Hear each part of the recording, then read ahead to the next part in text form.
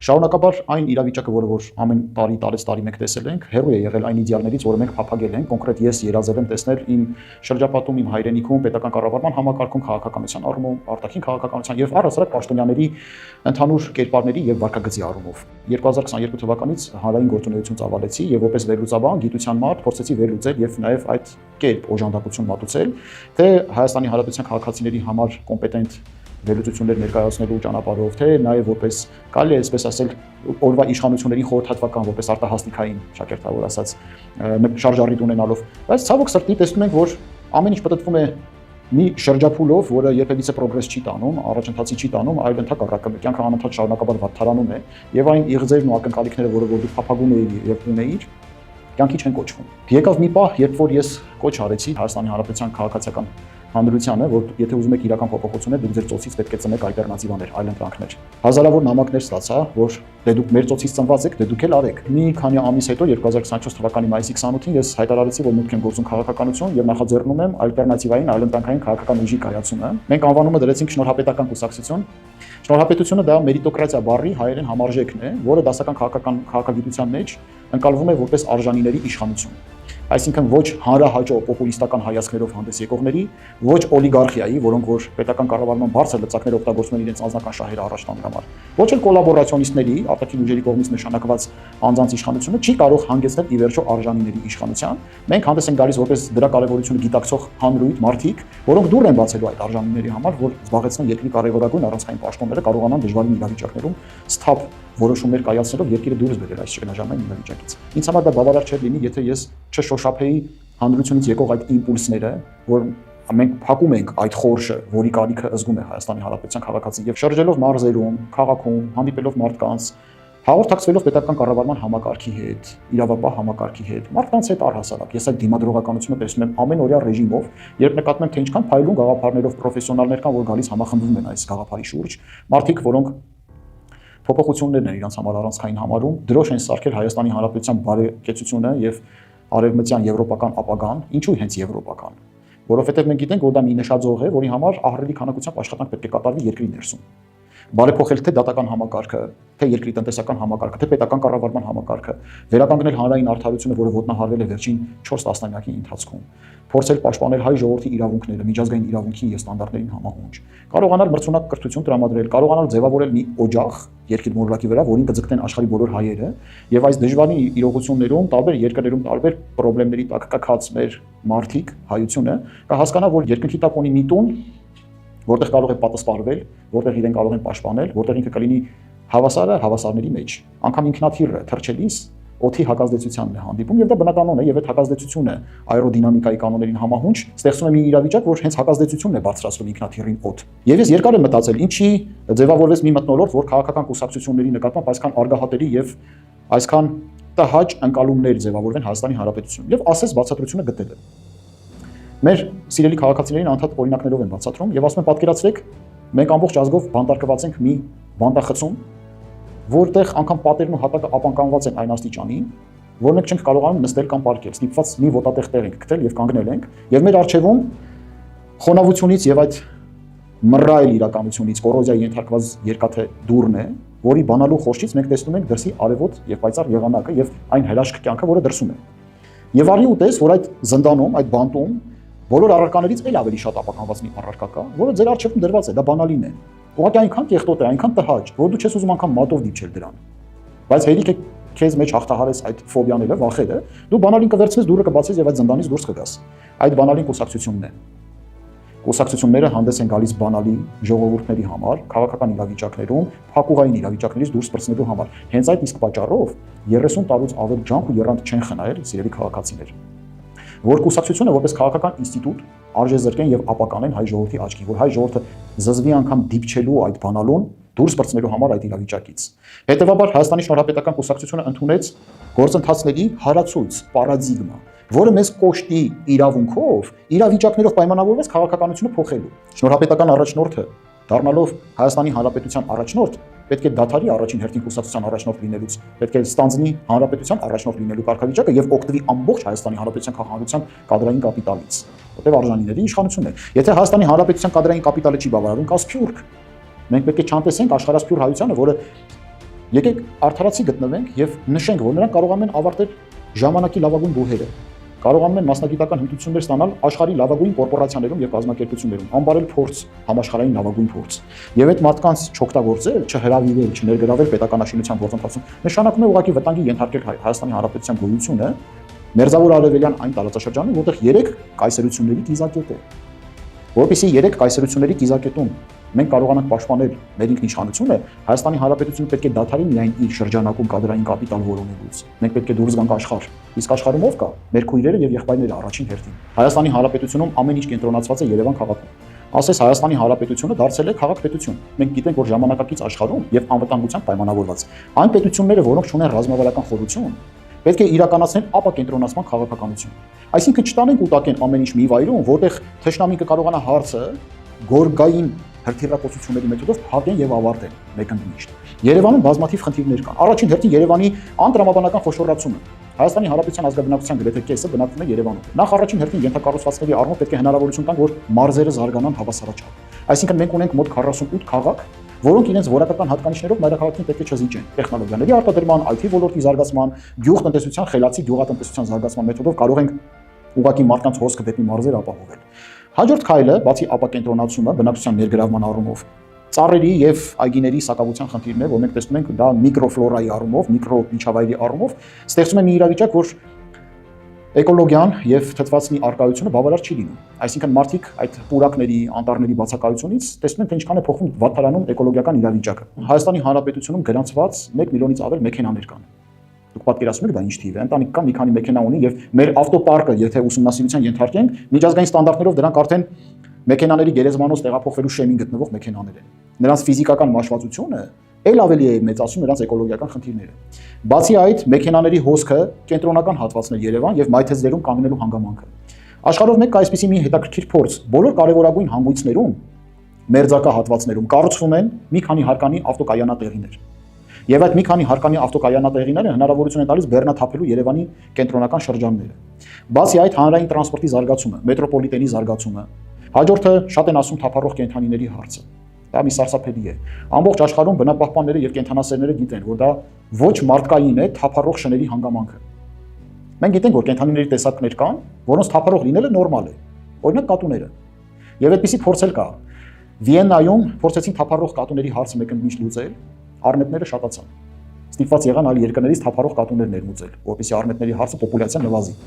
Շների պարագայում դա անմարդկային է։ Դուք պատկերացրեք այդ ամբողջ շների հարցը, եթե լուծվում է հումանիստական մեթոդներով, նախ ստերջացվում եւ պահպանվում են այդ ավաններում վարժեցվում են պիտանի շները, կարող են նաեւ զինծառայության մեջ կիրառվել սահմանային հերթապահություններ իրականացնելու համար, անգամ ворթեգրման ինստիտուտ կարելի է ձևավորել, որտեղ քաղաքացիները կարողանան այդ շունիկներին, շներին ուղղակի տանել պահել, մինչև նրանց կյանքի ավարտը նրանք ստերջացված կլինեն։ Ընտանի կենդանիներ պահելու ինստիտուտը բարեփոխել մեկընդմիշտ լիցենզիայի միջոցով, այսինքն այն ընտանիքները, որոնք ձեռք կբերեն շուն, նրանք լիցենզավորվելու են եւ պետական ռեեստրում գրանցվեն։ Հաջորդ հիմնախնդիրը դա մալուխների, ենթակառուցվածքների եւ այլընտրանքային էներգետիկայի հարցն է, որ աղետալի է։ Մյուսը բնակֆոնդի հարցը։ Երևանի 80% բնակֆոնդը վթարային կարգավիճակ ունի։ Մենք ապրում ենք սեյսմիկ գոտում։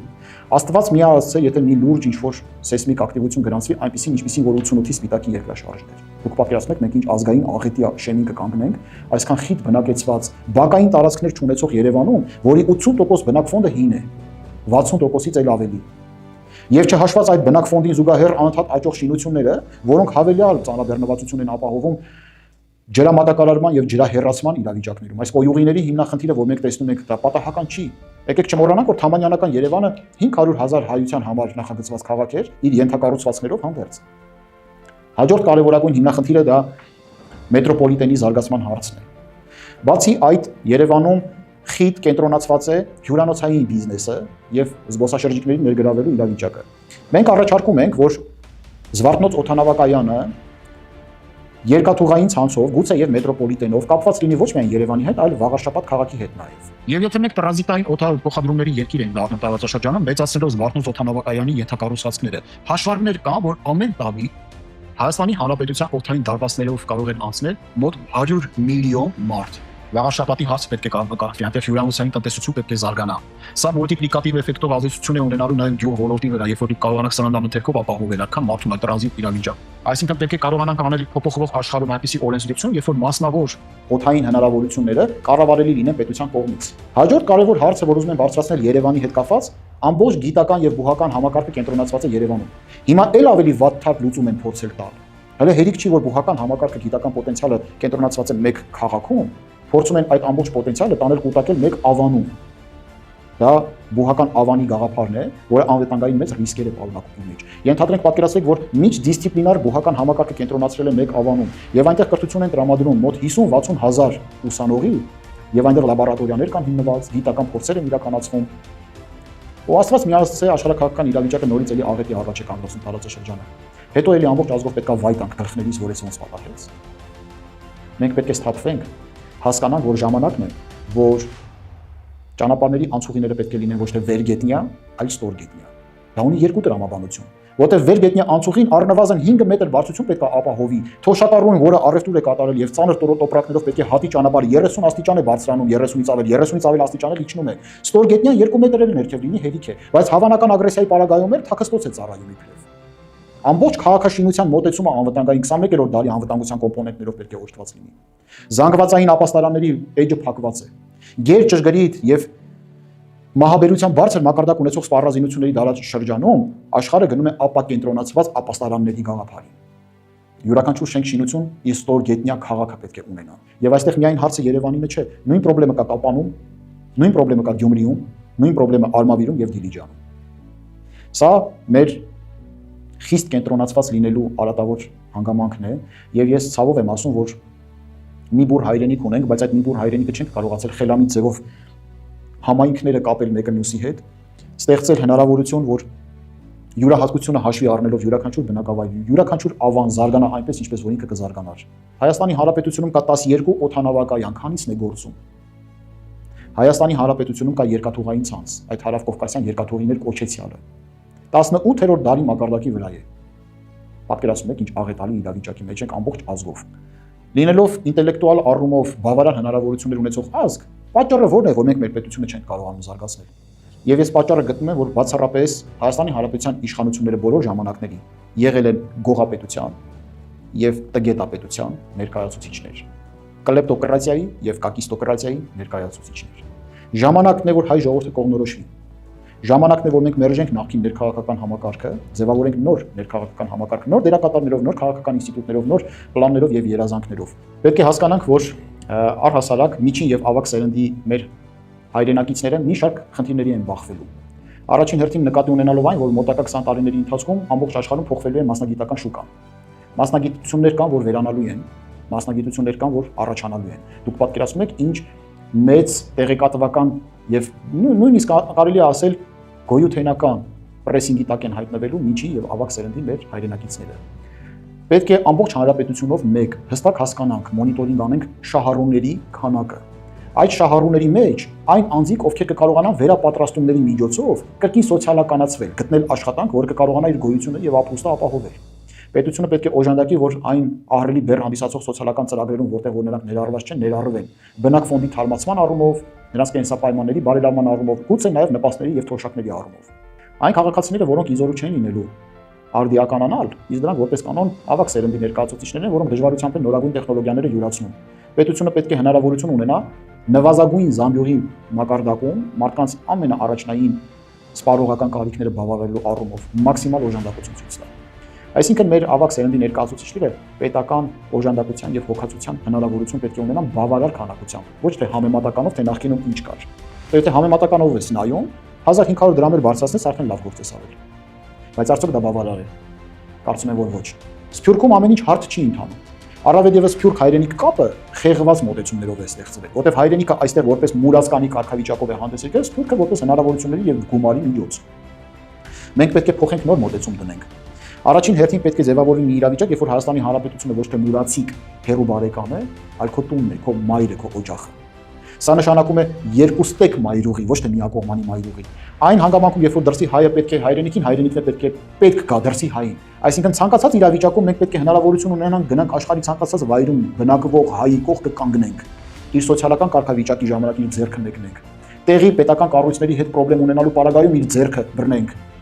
Դժվարությունների պարագայում։ Գիտեք, ես շատ են ասում, երբ որ Հայաստանի Հանրապետությունը լքած քաղաքացիները կտրել են ամենավերջին կապը հայրենիքի հետ եւ հեռացել։ Վաճառել են բնակավայր, բնակարաններ, գույք, առանց որևէ մի բան թողնելու, հետ վերադարձի հնարավորություն թողնելու լքել են հայրենիքը եւ բախվել են տնտեսական եւ սոցիալական անջրպետների, չեն կարողացել հաղթահարել լեզուն, չեն կարողացել ինտեգրվել տվյալ հասարակություններում։ Հերվից ավելի քաղցր էր թվում կյանքը գնացել բախվել են դառը իրականությանը եւ ինչ պայմաններից ելնելով հայտնվել են կալանքի տակ կամ բանտարկություններում։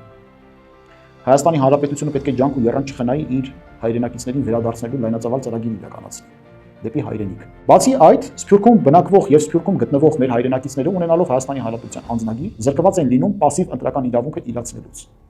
Չեն կարողանում ընտրություններին մասնակցել, եթե չեն վերադառնում Հայաստանի Հանրապետություն։ Այսինքն մենք դեսպանատներ եւ հյուպատոսարաններ ունենք ինչու՞։ Ինչ ֆունկցիա են կատարում։ Դեսպանատները եւ հյուպատոսարանները պետք է միայն չաշխատեն Հայաստանի Հանրապետության պետական հնարավորությունների եւ առհասարակ պետական մոտեցումների մերձեցումը արտերկրյա պետությունների հետ իրականացնելու, այլ նաեւ տեղում բնակվող գաղթօջախների հետ տարվող աշխատանք պետք է իրականացվի։ Մենք այս աշխատանքները ձախողել ենք տասնամյակներ շարունակ։ Սփյուռքին վանել, հեռացրել ենք հայրենիքից։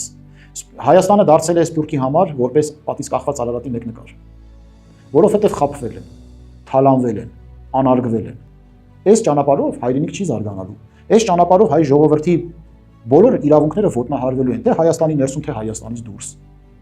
Պետք է ձևավորել համահայկական պետություն։ Հայաստանի Հանրապետությունը աշխարհի բոլոր հայերի համար։ Զինծառայության հարցը ունի երկու կարևորագույն կոմպոնենտ։ Առաջինը դա բարոյական կոմպոնենտն է։ Բարոյականը վերաբերում է նրան, որ մեր ժողովրդի մեջ շատ է նսեմացվել համազգեստ կրելու եւ զինվորական ծառայություն անցնելու հանգամանքը, մինչդեռ պետք է գիտակցենք, որ դա միայն ազնվականների եւ ինտելիգենտների գլխավոր իրավունքն է զենք կրելը եւ զենքին հաղորդակից ու զենք կիրառելու հմտություններ ուսումնասիրող դառնալը։ Եվ անգամ Օսմանյան կայսրության ժամանակ քրիստոնյաներին հնարավորություն չեն տվել ձի հեծնելու։ Եվ ձին հնարավորություն է զինակիր քաղաքացի դառնալու։ Զինակից քաղաքացի դառնալու հնարավորությունը սեփական իրավունքները առաջ տանելու եւ արժանապատվության համար մարդ մղելու հնարավորություն է տալու։ Անարժանապատվություն չի կարող լինել ինտելիգենտ եւ ազնվական ծագում ունեցող մարդու մոտ, եթե նա խորշում է զինվորական ծառայությունից։ Սա պետական քաղաքականություն է, որ պետությունը պետք է անդադ տանի։ Իսկ ո՞նց պետք է տանի պետությունը, երբ որ զինվորական դառնալու եւ սպա դառնալու հանգամանքը էլիտար է։ Սպա ամեն մեկը չի դառնում։ Սպա դառնում է լավագույններից լավագույնը եւ դարձածն էլ կարողանում է ապրել այնպես, ինչպես որ աշխարհի լավագույն պետությունների սպաներն են կարողանում ապրել։ Երկրորդ հանգամանքը կյանքի դժվարությունների բախվելու հանգամանքն է, երբ որ մենք պետք է կարողանանք հասկանալ, որ ժամանակակից աշխարհում ինչպես պաշտպանության կարիք ունի մայրությունը եւ մանկությունը, այնպես էլ պաշտպանության կարիք ունի տղամարդու կերպարը, տղամարդու ձիրքը, որովհետեւ այդ երկու սեռերի փոխլրացնող իրավիճակներով է հնարավոր կենսունակ դարձնել պետությունը։ Մի երկրում, որտեղ տղամարդկային հատկանիշները, որոնք որ նաեւ դժվարությունները կրելու, դժվարությունները տանելու, քաջություն եւ սխրանքի ընդունակ լինելու հանգամանքը չի պաշտպանվում եւ չի դաստիարակվում, այդ պետությունները պարտությունների շարք են արձանագրում։ Եվ մենք պետք է գիտակցենք, որ բանակում ծառայելը ոչ միայն պատվաբեր է, այլ նաեւ շահեկան է։ Բանակում պատվով ծառայածները պետք է ունենան պետական հնարավորություններ, թե լավ աշխատանք ունենալու, թե բիզնես ունենալու, թե բարձրաստիճան պետական պաշտոնյա դառնալու, դա պետք է առանձնաշնորհյալ իրավիճակ լինի բանակում ծառայածների համար։ Այդ անհատները, որոնք որ բանակից խուսափելու պատճառով դուրս են եկել, կարելի է նրանց հետ կարճաժամկետ պայմանավորվածության գալ, նրանց ձեռբազատել քրեական անհարկի հետապնդումներից, հնարավորություն տալ, որ այդ անհատները տարիքն առնելուն զուգահեռ այլընտրանքային ծառայության մեթոդներով փակեն իրենց քաղաքացիական պարտքը։ Եվ ստացվի այնպես, որ մարդիկ չկտրվեն իրենց հայրենիքից խուսափելով պատժից, այլ համարեն պատվաբեր բանակում ծառայելու հանգամանքը։ Սա կարևոր լայնածավալ փոփոխությունների հարց է բացում, թե արժե համակարգային մակարդակում, թե պետական քաղաքականության եւ առհասարակ քաղաքականության առումով։ Պաշտպանության նախարարությունը խորշում է վետերանի, այսինքն պատերազմի մասնակցի կարգավիճակ շնորհելու հանգամանքից։ Այդ իսկ պատճառով բազմաթիվ մարտիկներ կան, որոնց անձնական փաստաթղթերում գրված է մարտական գործողությունների մասնակից։ Որտեղ եթե դու համարում ես նրան պատերազմի վետերան, ապա պետական որոշակի արտոնություններից պետք է օգտվի։ Օրինակ, անվճար երթևեկել հանրային տրանսպորտով։ Օրինակ, արտահերթ բուժզնություն եւ բուժօգնություն անցնել։ Եվ այլ նմանատիպ հնարավորություններ բնակարան ձեռք բերելու առումով, կոմունալ վճարների իրականացման առումով եւ այլն։ Եթե մենք չենք կարողանում հարգել մեր հերոսներին, ապա մենք խոնարհվելու ենք օտարի հերոսների առաջ։ Սա աքսիոմա է, որ պետք է կարողանանք հասկանալ։ Ոչինչ որ աշխատող մարդը հարկ է վճարում, որ իր հանրության լավագույնները դրանից օգտվեն, որովհետև այդ հանրության լավագույնների շնորհիվ է, որ նա գործ ունի, եկամուտ ունի եւ հարկ է վճարում։ Գիտեք, մենք անդադ որ ասում ենք լուստրացիան միայն քաղաքական դաշտի չի վերաբերվում, պետք է հասկանանք իրականում ով է կռվել, իսկ կռված մարդիկ իրար լավ գիտեն։ Ես անգամ որոշակի բամբասանքների մակարդակով ինֆորմացիաներ ունեմ, որ Եռաբլուր զինվորական պանթեոնում էլ գուցե եւ անհարկի հուղարկավորություններ կան, ով գիտի, արձել է պետք։ Եվ շատ հերոսներ կան, որ չեն արժանացել Եռաբլուր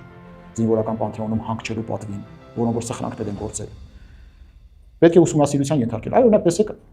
ներկայիս ազգային ժողովի քննիչ հանձնաժողովը զեկույց էր նախապատրաստել 44 օրյա պատերազմի վերաբերյալ։ Ինչու է դա գաղտնի հիմա պահվում։ Ինչու։ Մենք իբրև հանրություն իրավունք ունենք դրա մասին իմանալու։ Ես երազում եմ մի իրավիճակ, երբ որ առնվազն 6 ամսվա կտրվածքում երեկոյան ժամը 8-ին մարդիկ հավաքվեն իրենց օջախներում հեռուստացույցների առաջ, հասկանալու համար, թե այս անգամ ինչ ենք իմանալու վերջին 30 տարիների ընթացքում ով ինչ է արել։ Իմ կարծիքով դա ամենաուշագրավ բազմասերիանոց հաղորդումը կլինի, սերիալը կլինի, որ մարդիկ կսպասեն ամեն օր այդ ժամին։ Ինչ կտա դա։ Դա կտա արդարության վերականգնում, կրքերի ներդաշնակեցում եւ այս ատելության ֆոնի չեզոքացում։ Ինձ համար խիստ տհաճ է, երբ որ ներանձնային, ներհանրային տհաճության եւ ատելության բարձր մակարդակ կա, անհանդուրժողականության բարձր մակարդակ կա, երբ որ քննադատությունների կիզակետում են անձեր, անուններ, ազգանուններ, այլ ոչ թե գործ, այլ ոչ թե գաղափարներ։ Ինչպես ենք պատկերացնում մենք Հայաստանի Հանրապետության զինված ուժերի զարգացումը։ Նախ պետք է հասկանանք, որ զինված ուժերը միայն բանակը չէ։ Բանակը ամբողջ զինված ուժերի բուրգի վերին հատվածն է։ Հայաստանի Հանրապետությանը խիստ անհրաժեշտ է ունենալ կոնվերգենտ, զուգամիտված ձևաչափով բանակ։ Որն է դա։ Երբ որ դու կարողանում ես համադրել պրոֆեսիոնալ եւ զանգվածային բանակները։ Պրոֆեսիոնալ, երբ որ Հայաստանի Հանրապետության բանակում ծառայում են բարձր մասնագիտական հմտություններ եւ կարողություններ ունեցող սպաներ, բավարար քանակությամբ, որոնք կարողանում են կրթել եւ զարգացնել զանգվածային բանակ։ Այսինքն ամեն դեպքում զորակոչային հնարավորությունները պետք է բացազատել, բայց որպեսզի դա դառնա զանգվածային եւ ներառի ամբողջ Հայաստանի Հանրապետության ազգաբնակչությունը, զինկոմիսարիատների ձևաչափը պետք է բարեփոխել։ Այն զինկոմիսարիատները, որոնք գործել են 20-րդ դարում եւ 20-րդ դարի բանակներին համահունչ սկզբունքներով, պետք է դադարեն գոյություն ունենալ։ Մենք առաջարկում ենք, որ յուրաքանչյուր համայնքի ղեկավարի առաջին տեղակալի հաստիքում լինի զինվորական ատաշե, որը մոնիտորինգի կենթարկի եւ կհաշվառի համայնքում ամբողջ մոբիլիզացիոն հնարավորությունները ոչ միայն մարդկային առումով, այլ նաեւ մասնագիտական առումով, դեռ մենք գիտենք, չէ, որ մարդը մասնագիտական աճ է ունենում, այլ նաեւ նյութական մեխանիզացիաների տեխնիկայի մասով եւ պահեստավորման եւ պահեստային հնարավորությունների մասով։ Այս սկզբունքով մենք հնարավորություն կունենանք զորահավաքային ռեսուրսը մի քանի անգամ մեծացնել։ Դա նաեւ բազմասերային կոնտինգենտ ներգրավել, այսինքն տղամարդկանց եւ կանանց ներգրավել զինվորական ծառայության։ Մասշտաբների ավելացմամբ հնարավորություն եք ունենալու ժամկետային զինծառայության ժամկետը նվազեցնել 1 տարվա։ 1 տարին բավարար է լինելու։ 6 ամսյա ուսումնամարզական շրջան, 6 ամսյա պահակապարեկային եւ զինվորական ծառայություն։ Զին հաշմանդամներին առհասարակ կարելի է ժամանակակից տեխնոլոգիաների մեթոդով բազմաթիվ մոդելներ կան, որ կարելի է ներգրավել հանրային կյանքի բոլոր ուղղություններով։ Անկամ հաշմանդամների համար հարմարեցված մեքենաներ կան, արդեն ստեղծվում են, եթե առանց վարորդի մեքենաներ կան, հաշմանդամի համար հարմարեցված մեքենաներ ինչպես չեն կարող լինել։ Այսինքն զին հաշմանդամություն ունեցող անձանց կյանքը դատավճիռ չէ ժամանակակից տեխնոլոգիաների մեթոդով։ Անկամ ամենաահասարսուր վնասվածքներ ունեցող մեր հերոսները ժամանակակից տեխնոլոգիաների միջոցով իրենց ֆիզիկական մոդոլիկայի առումով կարող են անգամ առավելություններ վաստակել։ Էկզոսկելետներ են ասում դրանց միջոցով կամ հատուկ պրոթեզավորումների միջոցով նրանք առհասարակ կյանքի ռիթմից չընկնեն եւ շարունակեն նախկինում իրենց գործունեությունը ծավալել, ինչպես որ նախկինում էր։ Այնպես որ այն մարդիկ, ովքեր որ 20-րդ դարում պատերազմի արհավիրքից դուրս գալով կամ հետևանքով պետության համար բեռ էին դառնում, 21-րդ դարում նրանք կարող են շարունակել պետության համար լոկոմոտիվի դերակատարությունը, ոչ թե բեռ լինելու։ 21-րդ դարում առհասարակ հաշմանդամություն ունեցող անհատների համար խոչընդոտներ եւ խնդիրներ պետք է չլինեն, թե ենթակառուցվածքի առումով, անվասալակներով հնարավոր լինի նաեւ քաղաք դուրս գալ եւ աստիճանավանդակների անջրպետներից խուսափել։ Բազմաթիվ մեթոդներ կան, որ լուծումները կարելի է տալ։ Ինչ վերաբերվում է երկրի ռազմավարական տնտեսությանը, դա ռազմավարական օբյեկտների արկայությունն է եւ պետության վերահսկելիության տիրույթում գտնվելու հանգամանքն է։ Նույն երկաթուղիները, նույն միջուկային ատոմակայանը, նույն տիպային ատոմակայանների եւ առհասարակ էներգետիկ հնարավորությունների ռազմավարական նշանակության օբյեկտների շարքում է գտնվում նաեւ մալուխները, կապը առհասարակ, արբանյակային տնտեսությունը, երկաթգիծը, մայրուղիները, խողովակաշարերը։ Դրանք ամբողջությամբ պետական վերահսկողության տիրույթում պետք է լինեն։ Բացի այդ, պետությունը պետք է կարողանա բազմազանեցնի եւ զարգացնի պահուստային ֆոնդերը։ Այդ թվում նաեւ արի ու տես, որ 21-րդ դարում օրհասական է ոսկու պահուստը, որից մեզ զրկել են։ Սրա մեջ մտնում է նաեւ հանքային արդյունաբերությունը։ Սրա մեջ մտնում է նաեւ անտառտնտեսությունները, գյուղական նշանակության հողերը, հողատարածքները առհասարակ։ ջրային ռեսուրսը ամբողջությամբ պետական վերահսկողության տիրույթում պետք է հայտնված լինեն եւ գործեն։ Ռազմավարական տնտեսության վերաբերյալ լայնածավալ ուշադրություն պետք է դարձնի Հայաստանի Հանրապետությունը, մասնավորեցումը եւ առհասարակ կոնսենսիոն կառավարումը օտարերկրյա միջամտությունը պետք է խիստ սահմանափակվի։ Եվ սա ժամանակի հաջողված պետությունների փորձն է։ Ես կարծում եմ, որ ուղղիչ հիմնարկությունները ամենևին էլ ուղղելու մասին չեն։ Մարդիկ, ովքեր հայտնվում են այնտեղ, կտրվում են հանրությունից։ Հետո նրանց սոցիալիզացիան դժվար է լինում։ Նրանք դժվար են վերադառնում հանրություն, որտեղ հանրության մոտ էլ վստահության դեֆիցիտ կա։ Եվ նրանք էլ չեն կարողանում ավելի սոցիալականացվել եւ դառնալ հանրության մաս։ Հայաստանի շնորհապետական կուսակցությունը համարում է, որ որոշ սկզբունքներ պահպանած լայնածավալ ամնիստիաների ծրագիր պետք է իրականացվի։ Մարդիկ բանդերից պետք է դուրս գան։ Իհարկե խոսքը չի վերաբերում առանձնակի ծանր հանցագործություններ իրականացնող դատապարտյալներին կամ թմրամիջոցների շրջանառման պատճառ հանդիսացող անձանց։ Կարելի է փորձաշրջաններ եւ տնային կալանքներ տալ որոշ դատապարտյալների, բայց հնարավորություն տալ, որ մարդիկ վերադառնան հասարակություն։ Հայաստանի Հանրապետությունը պետք է մաս լինի քաղաքակիրթ աշխարհի։ Քաղաքակիրթ աշխարհը որ հատվածում է՝ արևելքում, հյուսիսում, հարավում, իհարկե արևմուտքում։ Առավել եւս որ մենք քաղաքակրթական առումով արևմուտքի ընտանիքի անդամն ենք։ Մենք օրորոցն ենք եվրոպական արժեհամակարգի։ Հետևաբար եվրոպական արժեհամակարգի հետ հաղորդակցվելը չի նշանակում արատավոր բարքերի ներմուծում։ Նշանակում է բարձրարժեք բարքերը կրիստալիզացնել եւ բերել, ինքնամաքրվելով արատավոր բարքերը մերժել։ Սա նաև ժամանակակից մոտեցում է բերելու պետական կառավարման համակարգի եւ մասնավոր հատվածի հետ փոխգործակցության, որովհետեւ պետական կառավարման համակարգի վերահսկողության տակ եղող բազմաթիվ ոլորտներ արտապատվիրակվում են ժամանակակից աշխարհում։